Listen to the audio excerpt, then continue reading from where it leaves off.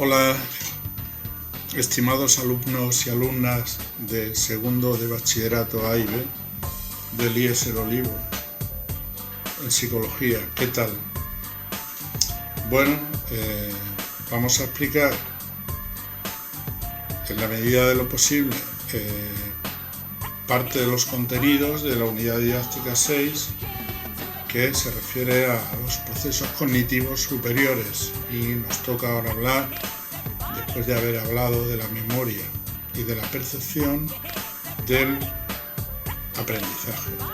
Y cuando hablamos de aprendizaje ya vimos que hablábamos en un tono general y amplio.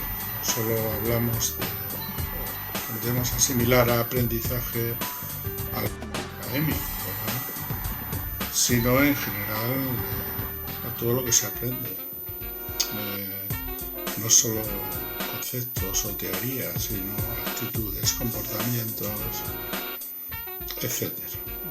Entonces el índice que tenéis aquí, ¿vale? O el repaso que vamos a dar sería una introducción.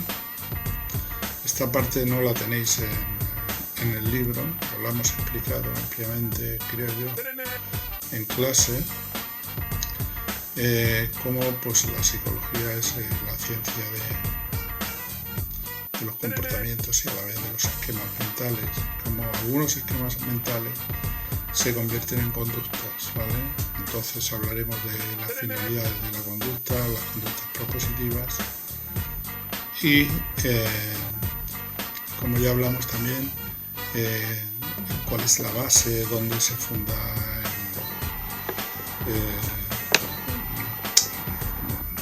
el conocimiento, ¿no? Que son o de dónde proceden los estímulos, ¿no? Que es la experiencia, ¿no? Bien, eso en la introducción. Después veremos cómo la inteligencia sería aquello que se puede interponer en los animales superiores y de hecho en el hombre entre la respuesta que se da a un estímulo. Es decir, o el estímulo es automático, estímulo y respuesta, o bien interponemos un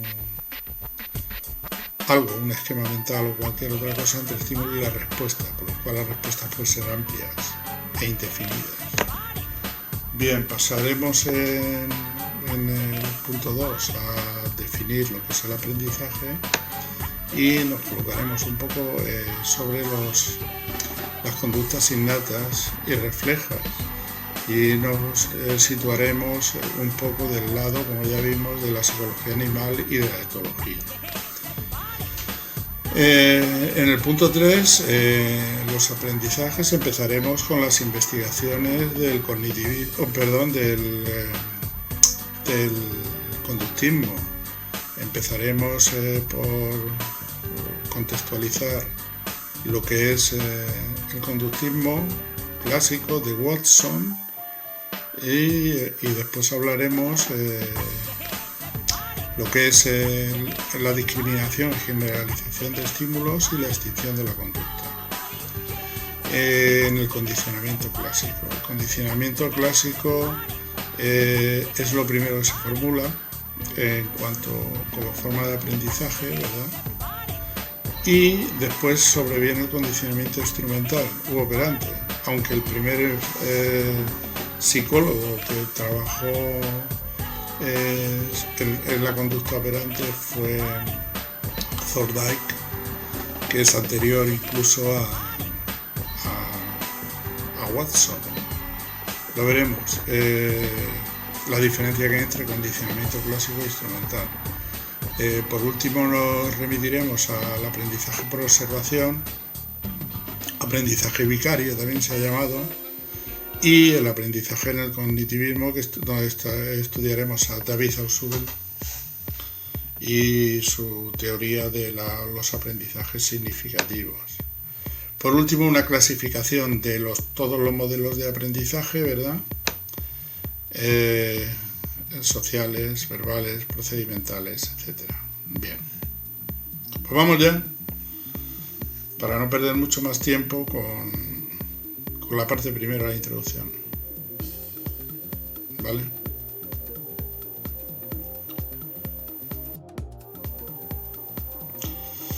Bien,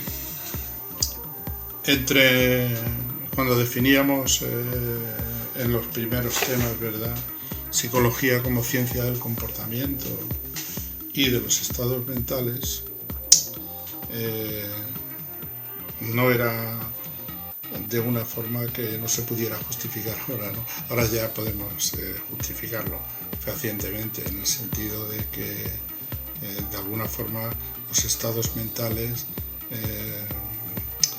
deberían tener una manifestación física o material, ¿no? Es decir, por supuesto que el concepto de estado o proceso mental es mucho más extenso que después lo que se manifiesta de esos estados mentales en la conducta o en los comportamientos.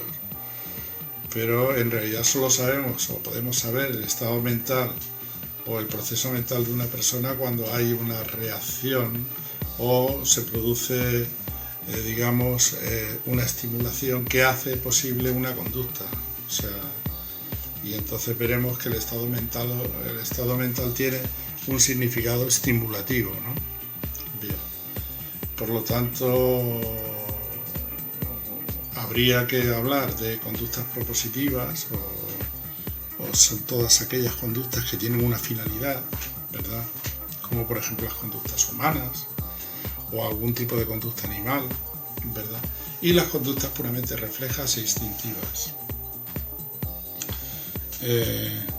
El hombre es consciente de sus propios actos, es decir, si es consciente de sus propios actos, tiene lo que se llama autoconciencia. El paramecio, por ejemplo, como dijimos en clase, tiene una finalidad, en vez de, digamos, una teleología, una teleonomía, es decir, sus movimientos son inconscientes, pero tienen determinadas conductas que tienden a la autoconservación. En última instancia, todos los seres vivos tienden a lo mismo, es decir, a permanecer en el medio, a ser más, a vivir. Por lo tanto, no perdamos nunca de vista la teoría de la selección natural de Darwin, ¿no?, que está siempre presente, ¿no?, o sea, lo que es la parte biológica en el estudio de todos los procesos cognitivos, de todo ámbito, ¿vale? Porque todo lo que se pretende es, dentro de la selección natural, es la lucha por la supervivencia, que está a la base de todo, ¿vale? Hablamos también de esta introducción para saber el grado de las conductas reflejas, los niveles de conciencia, ¿verdad? Y hablamos de alerta, el estado de alerta, ¿no?, cuando uno está haciendo, por ejemplo, un examen, ¿no?, el estado de relax o de somnolencia, el de sueño ligero, sueño profundo, ¿se acuerdan? Hablamos. Después es importante hablar de que la base del aprendizaje está en la experiencia. La experiencia no se remite o no se limita a ser un concepto puramente filosófico o lo extramental, sino la experiencia abarcaría también lo que son las vivencias o experiencias internas que hace que se produzca el hecho del aprendizaje. Por lo tanto, siempre la fuente sería la experiencia, tanto en cuanto a la interacción con el medio, donde vienen los estímulos, como también estímulos internos o las vivencias que se producen a través de la historia, ¿no?, de las memorias, los recuerdos que tiene el propio individuo, ¿vale? Bien, pues pasaríamos a estudiar ya estaríamos en proceso de poder definir, ¿verdad? Entonces, podríamos definir, vamos a ir a la definición canónica, ¿verdad?, de aprendizaje que vimos en clase, que era, la vamos a leer.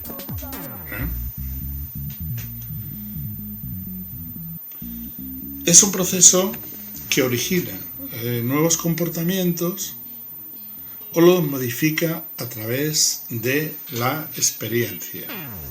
Repito, definimos aprendizaje como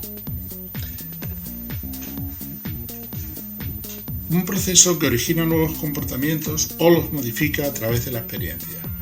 Si queréis que lo digamos de otra manera, en palabras del libro Psicología de Papalia, de Diane Papalia, sería: el aprendizaje es un cambio relativamente permanente en el comportamiento que refleja una adquisición de conocimientos o habilidades a través de la experiencia y que puede incluir el estudio, la instrucción, la observación o la práctica. Los cambios en el comportamiento son razonablemente objetivos y por lo tanto pueden ser cuantificados o medidos. Bien. Lo primero que podemos sacar a conclusiones de esto es que aprender transforma.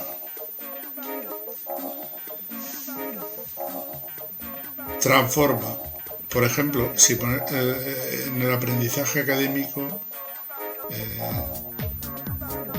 la relación maestro-alumno, pues se produce una transformación, no solo en el alumno, que aprende significativamente, sino que también en el maestro. El maestro es sumamente cuidadoso y sabe, a la vez que enseña a aprender de sus alumnos, se da una intercomunicación o interconexión. Por eso el auténtico maestro es también un aprendiz y es transformado por la relación.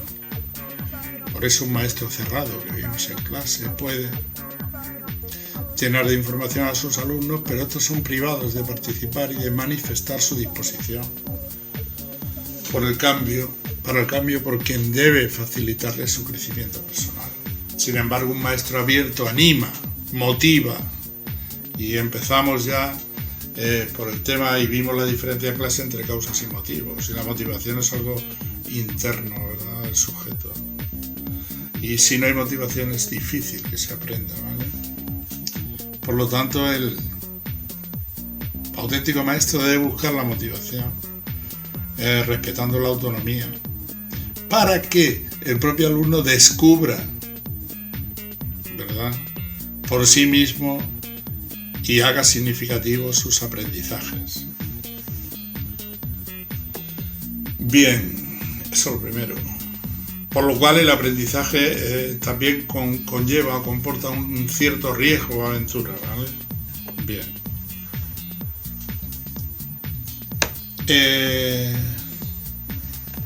Pasemos a, para terminar este tema, determinados factores que no son aprendizajes y que provocan también un cambio de conducta, como son procesos como la fatiga, la maduración o el estado fisiológico del organismo, ¿vale? También lo vimos en clase, la fatiga produce un cambio en la conducta durante poco tiempo. Es fácil que lo identifiquemos con el declive de la respuesta, que desaparece una vez que se descansa. Y la maduración consiste en la aparición de conductas nuevas, por ejemplo, el paso entre la etapa, por ejemplo, oral a la etapa anal en el niño, ¿no?, cuando madura, ¿no?, como la pulsión pasa de la boca al ano y empieza a controlar, pues, su esfínter, ¿no? Y el estado fisiológico del organismo es otra fuente de cambios temporales en la conducta. Por ejemplo, el hambre y la sed inducen respuestas que no se observan en otros momentos, y los cambios climáticos pueden provocar alteraciones en nuestro estado de ánimo. Bien. El próximo día seguimos con